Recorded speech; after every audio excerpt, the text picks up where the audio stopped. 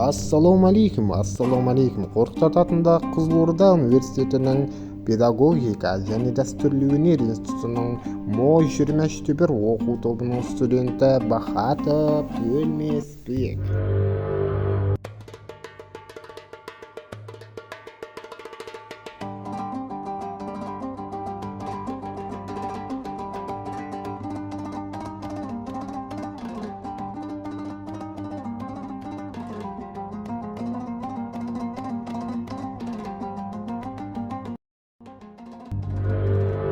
Тағы да қайырлы кеш баршаларыңызға. Мен Өзбекстан Республикасы Ташкент қаласы Алишер Науаи атындағы Өзбек ұлттық кітапханасына келдім.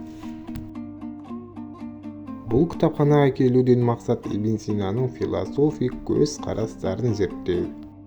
Өкінішке орай бұл кітапханада Ибн Синаға тиісті мәліметтер өте аз екен. Біздің таба алғанымыз тибби қанулар, қазақшаға аударатын болсақ, медицина заңдары деген кітабын таба алдық. Ол кітап 3 томнан тұрады екен. Ибн Сина жайлы мәліметтерді ақтаратын болсақ, Өзбекстанның аты әлемге әйгілі болған Бұхара қаласында, яғни Ибн Синаның өзінің туылып өскен жерінде. Ибн Сина Бұхарада 980 жылы өмірге келеді. Жастайынан Ибн Сина араб тілінде білім алып, көптеген еңбектерін сол тілде жазады. Жас өспірім кезінен ақ логиканы, математиканы, физиканы және медицинаны игереді. Ал дәрігер ретіндегі тәрбиесін 16 жасында бастайды.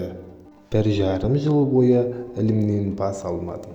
Логика мен философияның барлық бөлімдерін қысқаша түсініктемесін жаздым. Осы уақыт аралығында түнде ұйқыдан, күндіз күлкіден қалып, бар уақытымды оқуға арнадым. Мен қандайда бір мәселе мазалағанда мешітке барып, жаратушыдан мен үшін жұмбақ әрі күрмеуі қиын болып тұрған мәселелерді жеңілдетіп беруін сұрадым. Ал үйге барғаннан соң шамның жарығымен түні бойы оқумен, жазумен айналыстым.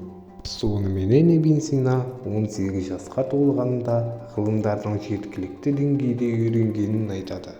Бүкіл ғұмыры бойы жазған 5 энциклопедияның 4-еуі араб, 1-еуі парсы тілінде. Олардың алғашқысын 20 жасында жазады. Ибн Синаның емшілік қасиеті де болған. Әрі оның бұл қасиетіне еміне дауа іздегендер де көп болады. Ол Бұхара ханының сұлтанын емдеуге шақыртылғанда, оны құнды кітаптарға толы кітапханасын толық пайдалану мүмкіндігін сұрайды. Ертедегі деректерге қарасақ, ол 456 жуық еңбек жазды. Бірақ бізге дейін оның 240 кітабы ғана жетті. Ол еңбектер поэзия мен философиядан басталып, геология және астрономиямен аяқталады. Білімнің барлық саласын арналған. Үлкен атаққа Ибн Сина дәрігер, ғылым және де фармацевт ретінде ие болады. Оған Авиценна деген атақ беріледі. Ибн Синаның философик көзқарастары.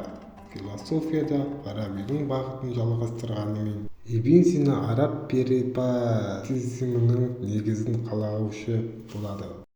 Оның болмыс туралы ілімі материяны мәңгі жаратылыстан тыс құбылыс ретінде қарастырылады. Алайда бұл қағиданы діни көзқарастармен байланыстыруға мәжбүр болған. Мысалы үшін ол Құдайдың барлығына шүмә келтірмейді. Дүние шындықтардың мүмкіндігі ғана екендігін айтады. Ол уақыттан тыс Құдайдың жағдайы туғызғанына байланысты шындыққа айналады. Адамның рухын Ибн Сина дененің бейзаттық формуласы ретінде қарастырады. Дененің қайта тірілуі мүмкін емес дейді. Ибн Сина 57 жасында өмірден өтеді. Қысқа ғана өмірінде болашақ ұрпақ үшін мол мұра қалдырады.